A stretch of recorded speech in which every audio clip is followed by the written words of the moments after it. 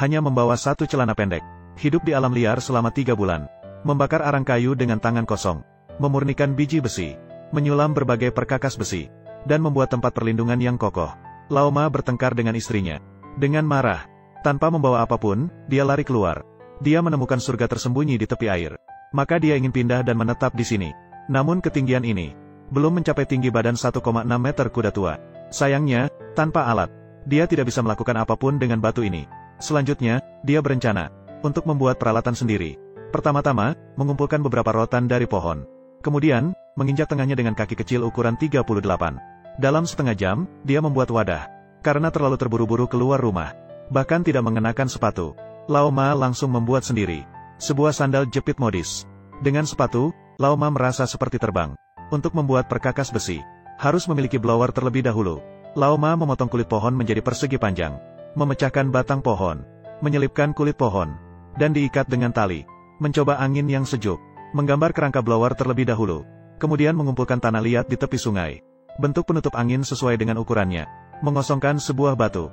Digunakan untuk memperbaiki poros putar. Selanjutnya, tutup bagian atasnya. Lingkungan yang kedap udara. Dapat menghasilkan volume udara maksimum. Kemudian, tempatkan tungku. Dipasang di samping lubang udara keluar. Gunakan tanah liat abu-abu berkepadatan tinggi ini. Membuat dinding tungku. Dapat memastikan tidak akan retak.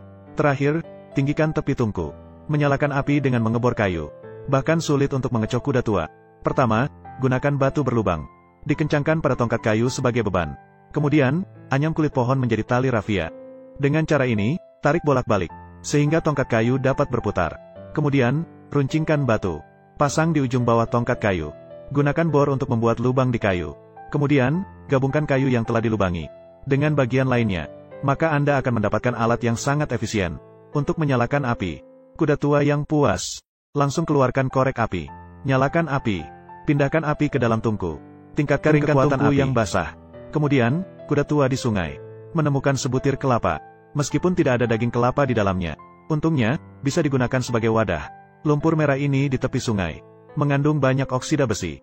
Ini adalah bahan pertama yang digunakan manusia untuk mengekstraksi besi. Mulai dengan mencampur tanah liat dengan arang kayu untuk memudahkan pembentukan dan pemanasan. Kemudian tuangkan tanah liat merah dan aduk rata. Selanjutnya, gulung menjadi bola-bola kecil. Tunggu untuk dipanggang. Karena proses peleburan besi membutuhkan banyak arang kayu, kuda tua memutuskan untuk membuat tungku arang di sampingnya terlebih dahulu. Lubangi beberapa lubang di bagian bawah, memungkinkan kayu terbakar sepenuhnya. Kemudian susun kayu secara berurutan di tengah. Setelah selesai, tutup sekelilingnya dengan lumpur. Kemudian Anda bisa menyalakan kayu di dalamnya. Tunggu sekitar 1 jam setelah terbakar. Anda bisa menutup seluruh tungku arang. Lingkungan yang tertutup dapat mencegah senyawa organik dalam kayu menguap, sehingga meninggalkan residu karbon hitam. Dengan arang kayu yang sudah jadi, selanjutnya, masukkan bola tanah berisi besi ke dalam tungku. Gunakan kipas angin. Masukkan cukup banyak udara. Ini akan membuat suhu di dalam tungku terus meningkat. Angin kencang membuat bara mencapai lebih dari 1000 derajat. Secara instan, bola tanah terbakar hingga merah muda dan gosong. Tuangkan air mata air selama 82 tahun untuk mendinginkannya. Setelah dibuka, ternyata di dalamnya ditemukan biji-biji besi tua. Meskipun ukurannya tidak terlalu besar, namun, satu biji besi tua tetaplah besi. Setiap biji tidak boleh terbuang sia-sia. Selanjutnya, sang kuda tua akan membuat wadah untuk memurnikan besi. Campurkan tanah liat dan arang kayu yang dihancurkan. Bentuklah menjadi bentuk cangkir.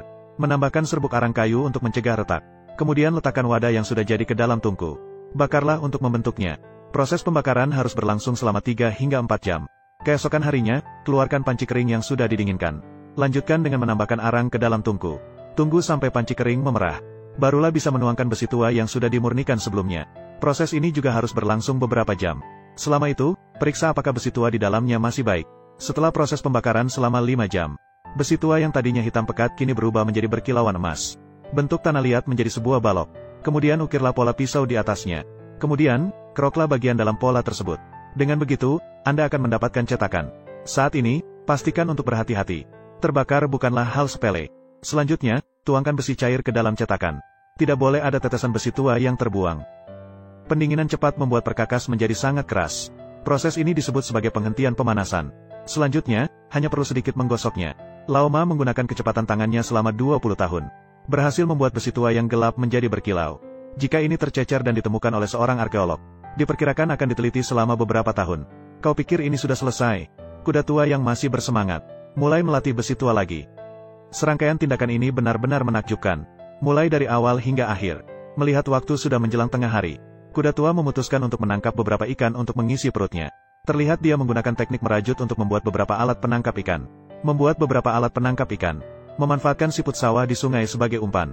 Lalu meletakkannya di jalur wajib ikan kecil. Setelah menunggu selama 70-48 menit, akhirnya kuda tua berhasil mendapatkan beberapa ikan kecil yang tidak terlalu besar. Dia segera membuat panggangan liar. Menaruh ikan kecil yang belum diolah di atasnya untuk dipanggang. Meskipun ikan-ikan ini belum cukup untuk mengisi gigi. Namun, memikirkan bisa menjaga bentuk tubuh dengan perut berotot, kuda tua merasa puas. Kuda tua juga merasa sangat puas. Selanjutnya, dia akan mulai membangun tempat perlindungan. Kuda tua juga sangat teliti. Sebelum mulai bekerja, harus melakukan sterilisasi panas pada batu-batu. Selanjutnya, harus menghancurkan batu-batu yang menonjol. Alat yang dibuat sendiri memang berguna. Satu persatu batu tidak tahan dan jatuh. Dengan cepat, kuda tua menggali ruang yang cukup untuk berbaring datar. Namun, duduk di atasnya masih sangat tidak nyaman. Maka dia mencari beberapa ikan liar. Menyekat ikan-ikan tersebut. Lalu mengelilingi dengan batang besi. Ikan-ikan ini sangat tidak nyaman di pangku. Kemudian dia mencari beberapa lumpur liar. Ratakan mereka secara merata di permukaan tanah. Kemudian kuda tua pergi ke sungai untuk mengangkat beberapa batu. Lalu ditanamkan ke dalam lumpur. Setelah disusun dengan cermat oleh kuda tua, bentuk setiap batu seakan-akan telah direncanakan dengan sempurna. Bahkan penderita OCD selama 10 tahun pun akan sembuh setelah melihatnya. Setelah selesai, dia berbaring dengan tenang. Untuk memudahkan penebangan pohon, kuda tua juga membuat sebilah kapak. Tidak disangka mesin peniup kecil ini bisa menghasilkan angin begitu kencang. Kuda tua membentuk kepala kapak di sepanjang perjalanan. Blok besi di sini sudah sepenuhnya meleleh. Dengan hati-hati menuangkan ke dalam cetakan. Lalu menuangkan besi cair ke cetakan. Kuda tua dengan cermat mengontrol di mana besi cair jatuh. Kemudian mengeluarkan kapak setelah dingin. Dan kemudian dilakukan penggosokan yang intens. Menggosok bagian kapak yang telah dihaluskan. Menambahkan sebatang kayu yang tidak terlalu besar. Setelah selesai, diikat dengan sembarangan. Dan begitulah, kapak pertempuran liar yang otentik muncul dengan gagahnya. Menggunakan kapak pohon cemara. Meskipun hanya memiliki satu kapak, kuda tua dapat memperbaiki kayu dengan rapi. Memastikan kesalahan tidak melebihi 1 mm. Akhirnya, dengan langkah kecil sejauh 38 langkah, langsung membagi kayu. Kemudian memotong alur di kedua ujung. Menggali lubang di tengah dengan pahat. Terakhir, memasukkan paku kayu. Inilah struktur rusak yang paling terkenal. Rumah yang dibangun dengan cara ini tidak akan roboh selama ribuan tahun. Kuda tua memindahkan kerangka yang baru saja dibuatnya ke samping batu untuk dirakit. Meskipun tidak terlalu besar, selanjutnya, akan membangun dinding di atas kerangka. Pertama-tama, potong kayu menjadi panjang 20 cm. Kemudian, meratakan permukaannya. Meskipun kapak terlihat sederhana, penggunaannya sama sekali tidak kalah dengan yang dibeli dari toko peralatan. Dengan cepat, kuda tua memotong kayu menjadi bentuk bata. Menggali 2 lubang di atasnya dengan pahat. Kemudian, memasukkan dan memperbaiki kayu. Meskipun proses pembuatannya sangat rumit, namun, beruntunglah bahwa tempat perlindungan yang dibuat dengan cara ini sangat kokoh. Tinggal 10 tahun di sini tidak masalah. Selanjutnya adalah tahap perakitan. Mulailah dengan membuat lubang yang sesuai di alasnya. Lalu pasang bata di atasnya. Meskipun proses ini terlihat rumit, sebenarnya tidak mudah sama sekali. Ukuran lubang di bawah harus pas. Jika terlalu besar, bata tidak akan kokoh. Jika terlalu kecil, tidak akan masuk dengan baik. Untuk menjaga kekeringan, si kakek mulai membangun di sudut. Selanjutnya hanya tinggal setengah dinding lagi. Kakek membuat balok kayu yang agak panjang. Digunakan sebagai bingkai pintu. Setelah memasang bingkai pintu, bentuk dasar tempat perlindungan sudah terbentuk. Namun, kakek tidak berniat untuk melanjutkan membangun ke atas. Karena dia merasa batu di atas terlalu sulit untuk diukir. Selanjutnya perlu sebuah pintu kayu. Kakek kembali menangani sejumlah batang kayu. Melihat serpihan kayu di lantai. Bertanya-tanya seberapa banyak pohon yang ditebang. Kalau di India, akan dihukum berapa tahunnya? Mengatur kayu dengan rapi menjadi satu baris. Lalu pasang 2 batang kayu yang ujungnya runcing sebagai engsel pintu. Kakek memeriksanya. Menunjukkan pekerjaan yang sangat bagus. Tidak heran dia seorang tukang kayu berpengalaman 2,5 tahun. Kemudian, ukir alur di bawah bingkai pintu. Di atasnya, ukir lagi di posisi yang sama. Selanjutnya, masukkan poros pintu langsung ke dalam. Dengan begitu, pintu besar sudah terpasang dengan baik.